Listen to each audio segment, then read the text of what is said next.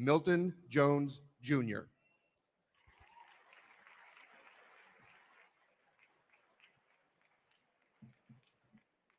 Hey, good afternoon, everyone.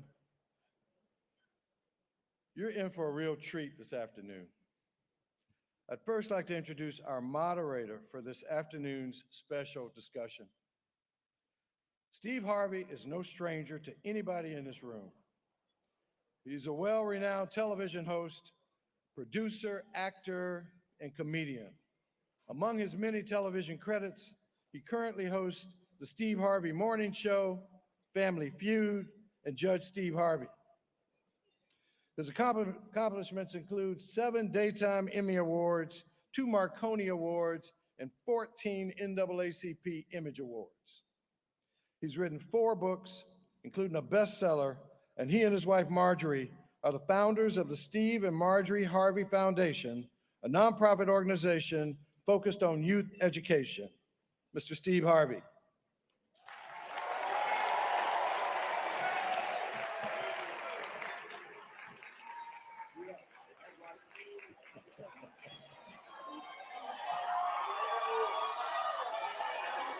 Yeah. Thank y'all. That was I know y'all got your cell phones in your hand, but a round of applause would be very much appreciated. Thank you very much. I don't know how God done got me in this position.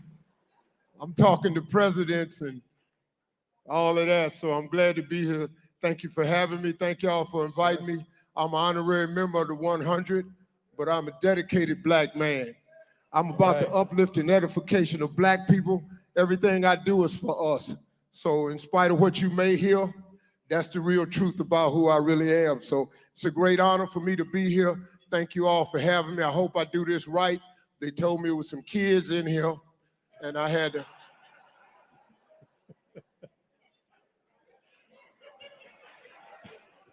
I'm not responsible for the raising of your children. I've raised all my children with cussing. It has been a great benefit. If you don't cuss at your children, that's yours. I'm just here from my ranch. I drove in from my ranch this morning. I got 250 boys down at the ranch that my wife and I acquired. Our boys' mentoring camp is happening this week. Father's Day, they will graduate on Father's Day. So we done broke up 15 fights. No, seriously, 2 boys made a shank. The juvenile system gave me 2 boys. We removed the ankle bracelets and sent them to the camp because the camp is so effective. He got his ankle bracelet off and his ass ran. And so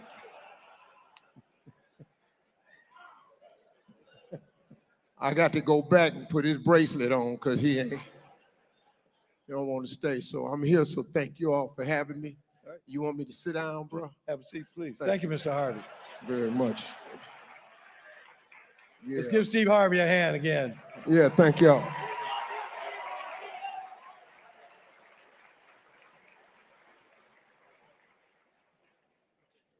My next introduction gives me very special pleasure.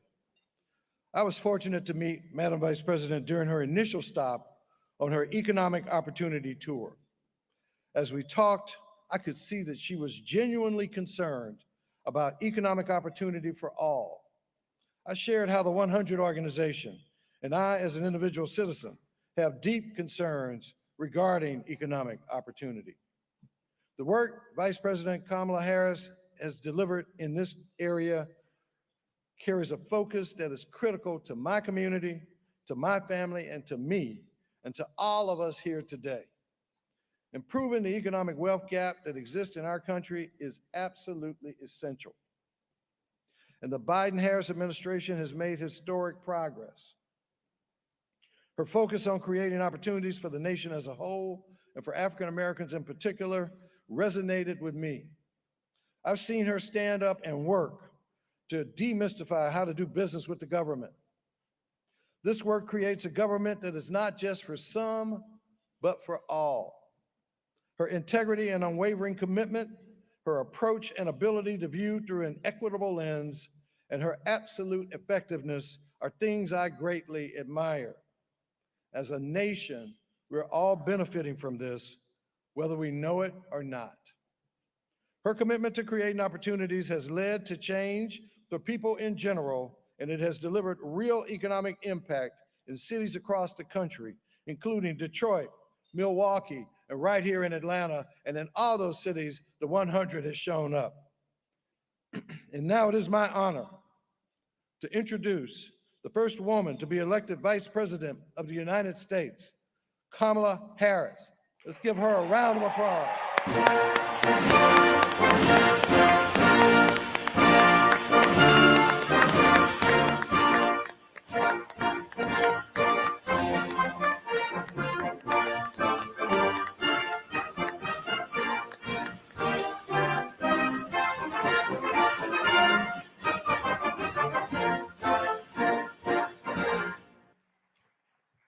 Good afternoon, everyone. Good afternoon. Chairman Jones, thank you so very much for that introduction and hosting us today. Thank you very much. Shall we? Okay. Well, how are you, Madam Vice President? I am very well, Mr. Harvey. You've How been you pretty doing? busy. Yeah, I'm in these streets. Yeah, you are, really, you are. Uh-huh. What's your schedule after this? So I just flew in from Washington, D.C.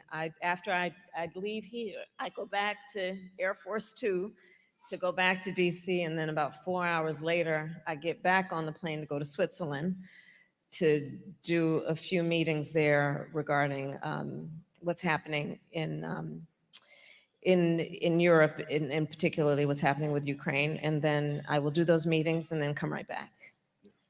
Me and Marjorie going to Croatia Tuesday. That plane you on, can we use Air Force Two? That's the one. That's nice.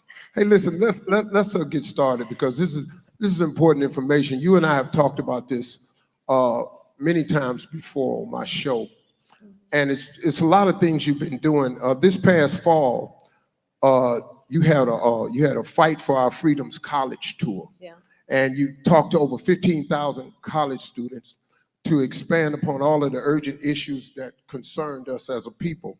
And you've been traveling across the country doing a lot of other things. And just recently, after addressing the epidemic of gun violence and women's rights, reproductive rights, and all of this that seem to have taken away, you've launched an economic opportunity tour. So tell us a little bit about this tour and why you launched it. So I'll start by talking about where we are right now. So this hotel, many may know, was referred to as the Hotel of Hope. This was the only hotel that allowed Dr. King to speak. And it was here in this very ballroom that Dr. King gave one of his last speeches. I think it was the last one in his Poor People's Campaign, talking about, of course, what he was on the verge of doing, which was to merge the civil rights movement which is, of course, a movement about justice, with the movement around economic justice. And it was shortly after he was here that he was assassinated. And so the symmetry of being here as the first Black Vice President of the United States to talk about the importance of growing economic opportunity for the community is something that I feel very strongly about. And so I'm doing this tour. Thank you. So I'm doing this tour mostly because I believe that for those of us who do the kind of work that our administration is doing, that President Biden and I are doing, in order for it to be real, it's got to hit the streets. And the only way that that will happen in a meaningful way is if the people are aware of what is available to them and then take advantage of that. So I wanted to come and speak to 100 Black men, to this organization, because I know who everyone here is. This is a room full of leaders of every age who can help get the word out about what we have made available, because it's so important people take advantage of what's available. So I'm doing this tour to, one, highlight the importance of speaking truth about the obstacles that have existed for access to capital for home ownership for Black folks, and what we are doing to actually deal with those obstacles in a way that we create opportunity.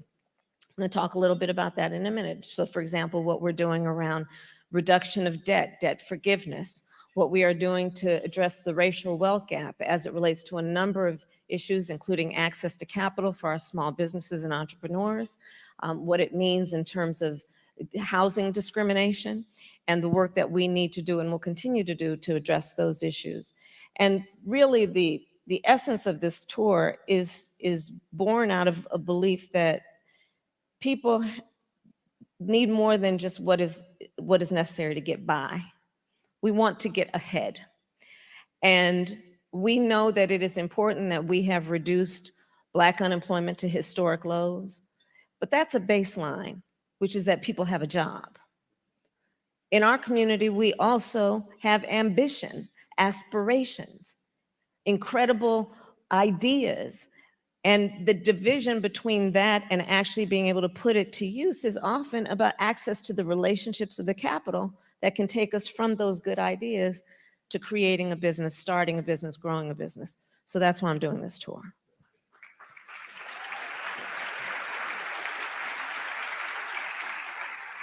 Well, let's talk about this capital for entrepreneurs and small businesses, because that's been a really important part of your mandate here as vice president. Yeah. But little do a lot of people know, you were doing this long before you even got to the White House. Mm-hmm.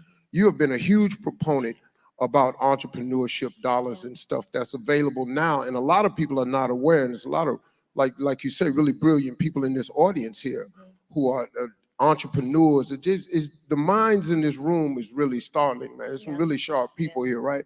And if they only knew what was available for them.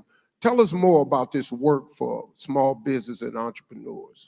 So like you said, Steve, when I was in the United States Senate, I actually was responsible with a group of other senators for getting $12 billion more into our community banks. So the importance of community banks is they are, as they are called, they're in the community, led by members of the community.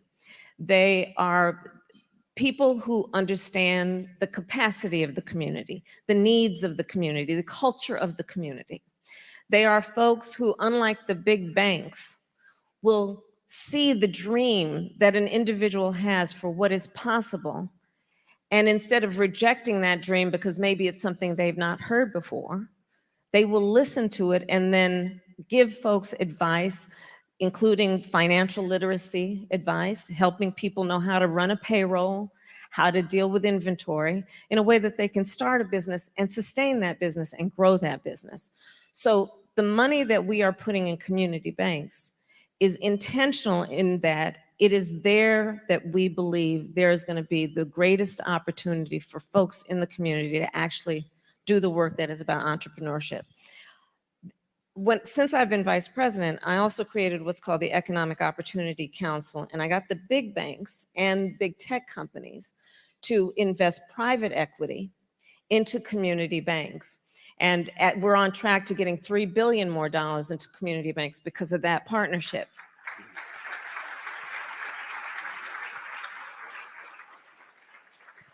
And there's a specific piece of that that's very important. You know that VCs, venture capitalists, only 2% of their investments go to Black businesses, right? We also know that Black folks are 1/3, I think the number is 3 times less likely to apply for business loans. And a big part of that is that nobody likes to be disappointed, right? And the feeling, rightly, after so many things can disappoint, that I don't want to go for it and then be rejected. Right. So again, putting the money into community banks is about putting it into a place where people can walk in with a sense of dignity that is respected to actually be able to have access to capital. So we're doing that. The other piece that we have done is from the day that we came in office as an administration, President Biden and I made a commitment that we would increase federal government contracts by 50% to minority-owned businesses. And understand what that means. Once you get a federal contract, it's usually for 5 years, and you can renew it for 10, 20, 30 years. So Steve, unless somebody messes that thing up, it's yours for a very long time, which is going to be a source of incredible wealth growing opportunity for yourself, for your family, and for your community. So these are some of the things we've done around access to capital to address the disparities that have for too long existed. And I put this all in the context of another reason I'm doing this tour. Since we came in office, we passed the bipartisan infrastructure law. We are putting billions of dollars on the streets of America to upgrade sidewalks, roads, bridges, freeways. Do you know that over 90% of construction companies employ 20 or fewer people? Those are small businesses. Think about, we are putting over $1 trillion, by my calculation, on the streets of America over the next 10 years to invest in a clean energy economy, adaptation, resilience to extreme climate occurrences. Federal contracts. What we are doing with the CHIPS and Science Act, we are investing in semiconductor manufacturing here in the United States, because we know, and we learned, if we didn't know before during the pandemic, this supply chain thing can really mess you up. And we need domestic production and manufacturing of some of these essential needs. So in the last 3 years, our accomplishments around growing the economy of America in a broad-based economic policy means putting trillions of federal dollars into the economy, which will require for it to be meaningful, folks to take up those contracts to do the work that is about building up our nation. So that's part of why I'm here, is to ask everyone here, help me get out the word of what we are doing, and that the Small Business Administration, as an example, and we have representatives here, we have the Deputy Secretary of Commerce here, the Deputy Secretary of Treasury here, help get the word out about what is available, because too often, like I said, Black folks are 3 times less likely to apply for these things. But we got to let people know that it's there so that they will apply and take advantage of what we are doing, including we have finally gotten rid of the prohibition on people with a criminal record being able to apply for SBA loans. We just got rid of that. So now, for those who are formerly incarcerated or who have a conviction for a crime, that will no longer prohibit people from being eligible for small business loans. Help me get the word out. That's why I'm here. Well, that's good, because you might as well be able to get a small business loan, because you can be president too with a criminal record. So that's a nice exchange. Ain't that about it? Yeah. You know, look, I've been reading this paper because I got to stay to the, I got a headache trying to stay on course. So just let me go off this paper for a minute. Before y'all start calling my radio show and DMing me, talking about why you ain't asked no hard-hitting questions, that ain't what this is.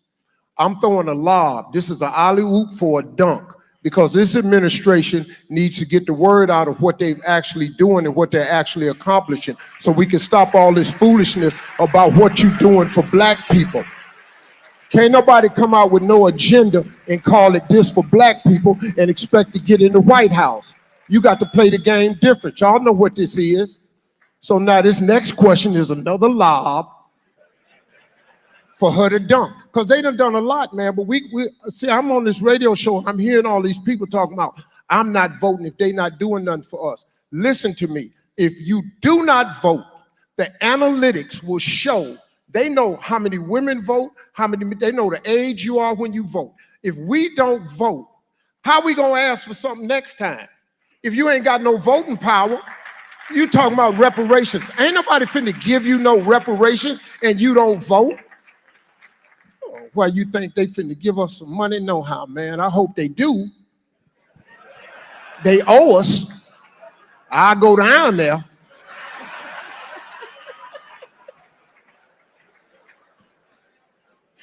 I'm sorry. Madam I know I ain't coming back next year. I already appreciate y'all having me. Madam Vice President, this is another part of this conversation because it affects us all. It's about housing. And another thing that you've been involved in over the years has been about housing, and it remains a priority for families all across the country.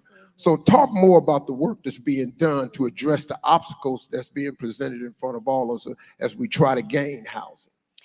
So you're right, Steve. I mean, back when I was Attorney General of California, I sued the 5 biggest banks of the country during the foreclosure crisis. And you'll remember that a lot of Black families were targeted with those promises of these loans, 0 payment down, and people ended up going bankrupt. So this is something I've focused on for a long time. And here again, let's look at it through the context of obstacles and opportunities.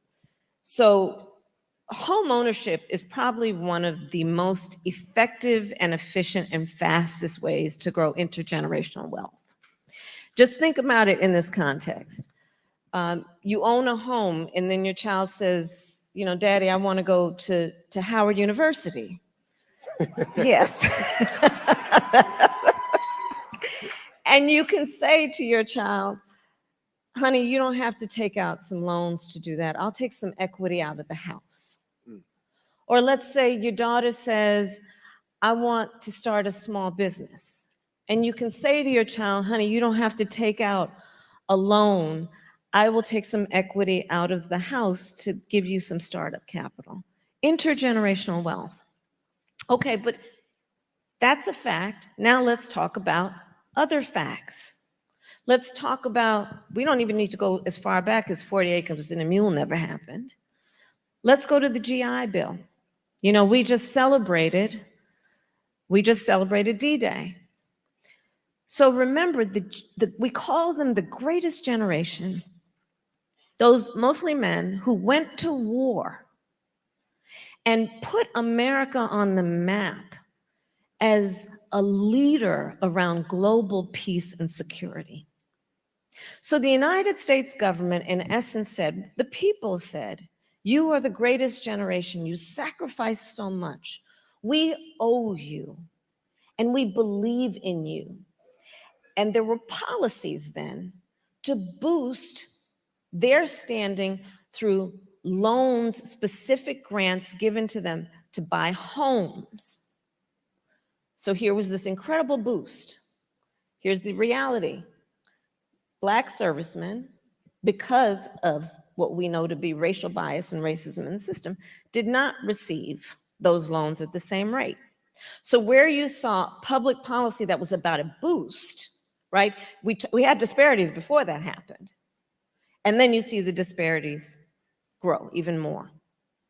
Take into account segregation, redlining, urban renewal, where in so many Black cities in particular, they would build freeways straight through the neighborhood, which would cut the business community, commerce off from the neighborhoods.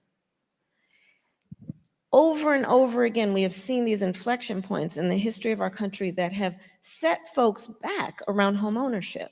So one thing that we have to do is speak truth about that. And the second piece of it then is, what are we going to do to accommodate the fact that we have far too many folks who, for example, in Black families, there's no history in their immediate family of home ownership. What are we doing to give them a boost? So we are proposing a policy, which we are on track to getting done, so that if you are the first generation in your family to go for home ownership, you'll get a $25,000 credit for down payment. And if you are first in your family generationally, first-time home ownership, qualify for $400 a month in credits to go toward paying your mortgage. So these are some of the issues that we are seeking to address. There's another issue. Home appraisals. Again, it's about speaking truth, right? So, and I have to give great credit to the former Secretary of HUD, Marcia Fudge, who we worked on this for a while, and so this is where it is. Home appraisals How many people here have heard the story about a Black family wants to sell their home or take out a second mortgage, needs to get the home appraised for its value? And they call in the appraiser. The appraiser comes in and appraises it for a certain number. The family knows that's too low. So then they get in touch with some friends of the family who are white and say, why don't y'all come over with your family pictures? We'll take ours down. You invite an appraiser over. The house appraises for higher. Racial bias in home appraisals is a real issue. Again, contributing to what we would see then in terms of disparities around the ability to accumulate and grow wealth. So what we have done is we are now requiring that home appraisers receive racial bias training to address, again, what are these seemingly small issues, but are very big issues when you talk about the overall ability of folks to catch up and to build the kind of wealth that we know is an entitlement, is a right of every hardworking person. So that's part of what we're doing on home ownership. Right. Good, good. Yeah. I think another important thing to point out from this administration is what's being done about debt. Because debt, look, I got 7 kids and all of them went to college. Yeah. And they were fortunate enough where they didn't have to deal with that, right? Right. But the average person is smothered with this debt. That's right. They struggling out here with this debt, these medical bills and all like this. Talk to us about what you all's plan has been, what the administration has done and wants to do pertaining to debt. So I'll start with student loan debt. We have now, and anybody who has received student loan debt forgiveness, please testify. Everywhere, everywhere. We have forgiven over $160 billion of student loan debt for over 5 million Americans. And I have to emphasize, that was not without a whole lot of people that did not want that to happen. We had to fight to push it through. The courts ruled against us on a part of it, and so we found another way of doing it. But here's the thing about student loan debt, especially what we know for our community. You look at, for example, HBCUs, the vast majority of HBCU students are Pell Grant recipients. Folks have to take out these student loans. And what we have found, especially when I meet, many places, many times, people who are public servants, our teachers, our nurses, firefighters, God knows we don't pay them enough as it is. And so what we are doing is we are forgiving student loan debt, and for our public servants, doubling the amount of student loan debt that we are forgiving. Here's what I want to ask the leaders in the room in terms of helping get the word out. Please help people know this. You can qualify for student loan debt even if you did not graduate. Help get the word out. And again, it's about the logic, but it's about the logic behind it. It's just about the logic behind it. Here's the thing. So most people, many people leave college, drop out because they can't afford it. But the loan is still due. So we are forgiving student loan debt, including for people who did not graduate, because we understand the nature of the problem and we're trying to fix it. Medical debt. Medical debt, for the most part, comes about because of a medical emergency. It is something folks don't plan for. It's certainly not something people want. And what ends up happening is people then accumulate all these medical bills, and it sets them back. As it is, think about the nature of the person we're talking about. They're going through health issues. It probably means they're losing time from work. It probably means they're struggling in many ways because of their health issue. And this medical debt currently gets counted, has been forever, counted against their credit score. We have made it so that now medical debt cannot be counted in your credit score. That's a big issue. Because you know, folks know, you know your credit score, like you know your weight. You know that number. People can, I'm sure if you say, neighbor, what's your credit score? They probably know, right? And so what we are doing is again addressing the realities of what holds people back and weighs them down, right? When we talk about the need for people to have access to economic opportunity, we have to take into account what holds people back. Because we don't lack for hard work, work ethic, good ideas, ambition, aspiration, but there are obstacles built into the system that have to be addressed to give people the opportunity. And it's not about a handout. It's about saying, give people the opportunity to compete. Give hardworking people the opportunity to get ahead and not just get by. That's what this is about. Wow, that's good. Medical debt relief, Yeah. emergency medical debt relief, real medical, not liposuction and BBLs. You got that, just you on your own with that. Don't go down there and fill out the paper and think they're gonna pay for that. It's probably not gonna happen. I got a, look, I can only be me. I apologize. I'm gonna give myself a round of applause because I've never sat on the stage this long with a microphone and done this little bit of talking right here. But it's actually been informative to me. I got to tell you, normally I would have interrupted you by now because I would have been bored out of my mind. No, I'm very impressed with your. You like this? Yeah, I'm very impressed. I look like Gayle King, I'm don't very I? impressed. All I got to do is say something controversial, and I'm Gayle King up in here. Listen, I'm glad you asked me to do this, you know, because we've talked many times. And I'm so glad you've made the time to do it, Steve. Thank you. I was telling the audience I came from my ranch, and you're very aware of this, and you're gonna help me now because you introduced me one of your key people back there. Yeah. I'm in the life-saving business. I'm 40 miles up the road from Camp Grace, who's in the soul-saving business. They require that you come down there and you get saved and you get filled with the Holy Ghost. And I told that dude that ain't. I'm in the life-saving business. I'm trying to get to heaven myself. I ain't a shoe-in right now. When I get to the gate, I'm gonna have a conversation, I'm pretty sure, about some stuff I said and did. I still gamble a little bit.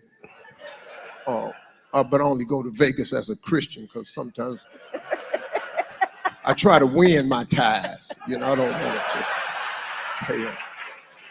Oh. Listen, before we get out of here, I want to say this to you, Madam Vice President. We got a room full of incredible leaders out here. I mean, I feel so honored to be here. And there's so many young, brilliant minds in this room. What advice would you leave us today moving forward? Well, in particular to the young leaders, I'd say a couple things. One, you must dream with ambition. Your ambition is a good thing. It's good to have ambition. Don't ever let anybody tell you you should not have ambition and aspirations. You must have and know that you are applauded for having the ability to see what can be unburdened by what has been. And don't ever hear it when somebody says to you, oh, nobody like you has done that before. Oh, it's not your time. Oh, you're too young. Oh, and then this is one I love. Oh, it's going to be hard work. Don't you ever listen to that. I like to say, I eat no for breakfast. I don't hear no. And don't you either. The other point I would make is this, and certainly the leaders in this room know the experience that I will now describe. But to the young leaders, I will say, you're going to, in many times in your life, find that you are in a room, be it a boardroom, a meeting room, where you're the only one that looks like you. And I want you to hold in your heart and in your mind the image of what you see right now and in this room to know that when you are in those rooms, we are all in that room with you, expecting you will walk in that room with your chin up, your shoulders back, carrying the voice that we expect you to use in that room. And know you are always applauded for being there. Don't ever let a circumstance or situation or person make you feel alone.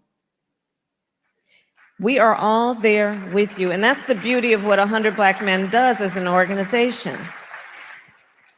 And so these are the things that you must remember in life, and you must always know how celebrated you are and how special you are and how much you have to give our country. We need you.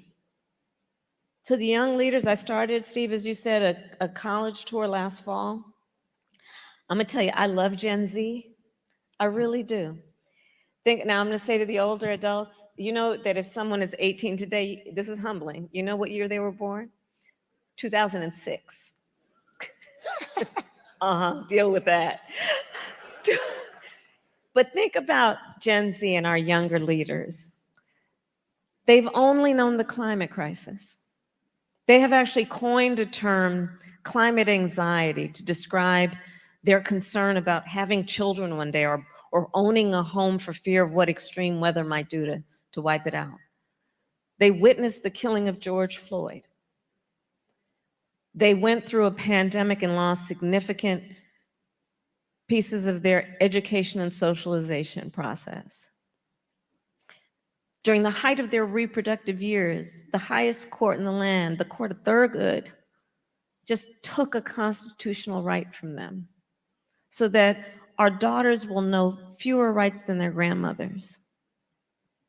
And I would ask them, Steve, everywhere I'd went, and it was always a packed room with an overflow room, I'd ask the students, the young leaders, raise your hand if at any point between kindergarten and 12th grade you had to endure an active shooter drill. And almost every hand went up. It was bone chilling. This one younger student said to me, yeah, on this subject, that's why I don't like going to fifth period. I said, why, baby? Why don't you want to go to fifth period?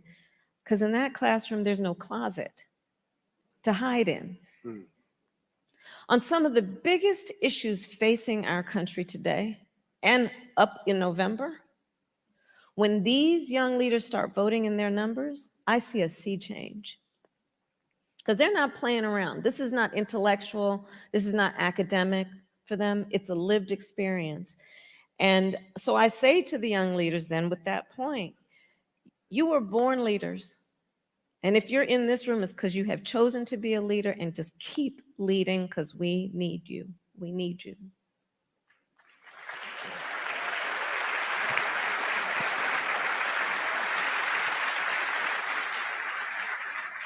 Well, we've come to the end. This clock is at 0. I did what I said I was going to do. Your Secret Service, all of them got guns, and they had me in the room by themselves, and they said when that clock hits 0, you must be through, so y'all can put them safeties back on your pistols because I've completed my task. Listen, I've been in rooms like this before. The vibe in here is incredible.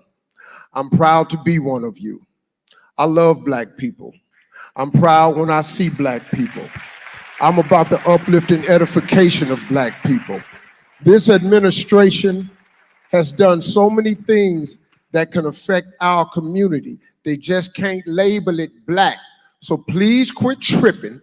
When we get up to November, we got to get to these polls, because this other group talking about make America great again. I don't know when it was supposed to be great for us, but when you start taking Black history out of schools and you start getting rid of diversity inclusion, I got a real feeling of what they think America would look great again. We have got to get to the polls, and this is the ticket we need to punch it for. It's the Harris-Biden ticket, and I think that's what we need to do. Thank y'all for having me. Ladies and gentlemen, Madam Vice President Kamala Harris.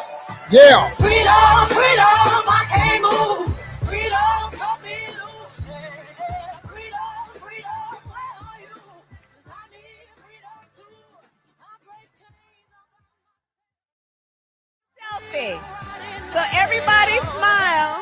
And we're going to take a selfie with Steve's phone. And just remember, on Juneteenth, however you celebrate Juneteenth in 5 days, I'm a call to action that everyone also think about how you register people to vote on Juneteenth. All right.